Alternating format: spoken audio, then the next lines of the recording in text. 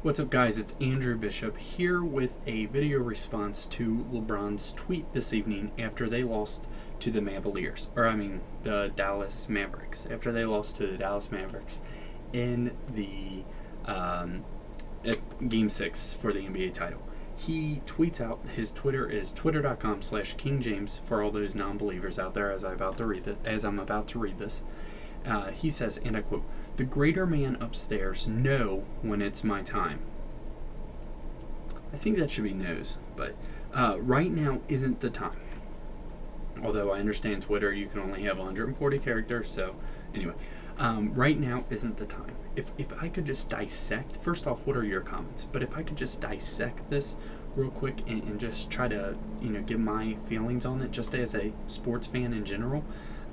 Like I've said in a video before, I'm not a diehard LeBron James fan. I'm not a diehard Miami Heat fan. I'm not a diehard Dallas Mavericks fan, but I'm a sports fan.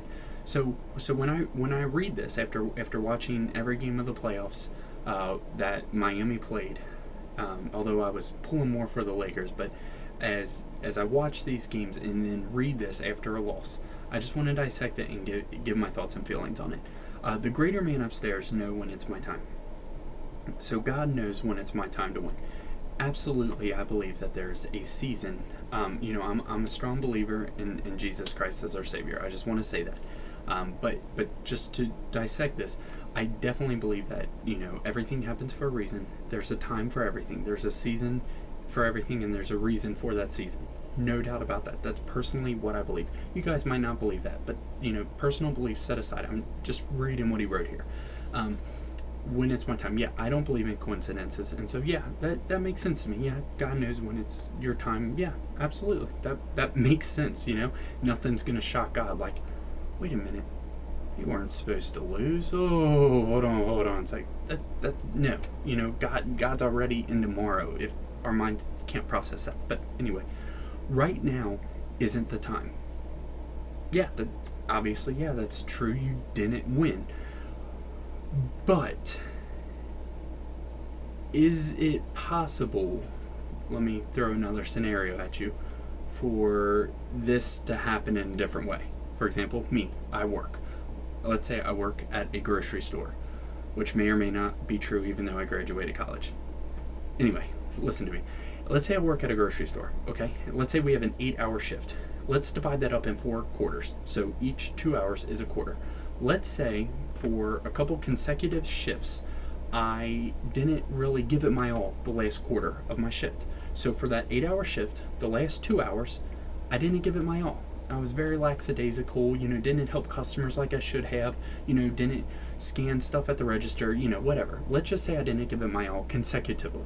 The first time, slap on the wrist. No doubt about it. Hey, get your work together. You're working. This is your full-time job. You need to do this your hardest every time you're here. Absolutely. Second time, but consecutively, not giving it my all, that last part of my shift, or even other parts of the shift, I'm going to get fired, right? That makes sense. Someone else can be in that position and do a better job. They can give it their all the whole time, right? Right, well, I would get fired, right? But what I want to do is say, oh, well, God doesn't want me to have a job right now. No, because of my shortcomings, my failures, my flaws, for whatever reason it is that I didn't give it my all, responsibility's on me. I can't pull a blame card and pull the God card out because, I didn't do something that I have the potential to do. I have the energy, I have the ability to do this better. I have the ability to work harder. I have that ability. Now I slacked off for whatever reason, but I can't take the punishment of getting fired and not take full responsibility, or not take any responsibility at all and say, hey, well, it just wasn't his time for me to have a job now, so I don't know what I'm going to do right now. You can't do that. And so that's kind of what I feel like, just to try to relate. It just doesn't make sense, and so I don't think it was a good idea to tweet this, just like I don't think it was a good idea to mock Dirk with the fake cough. And so sometimes things are better said not said at all, if that makes sense. Just don't say anything. Just let it go. In the press conference, he took some harsh questions. Some say rightly deserved, but regardless, just don't say anything. And I don't know. What are your thoughts on it? Leave them below.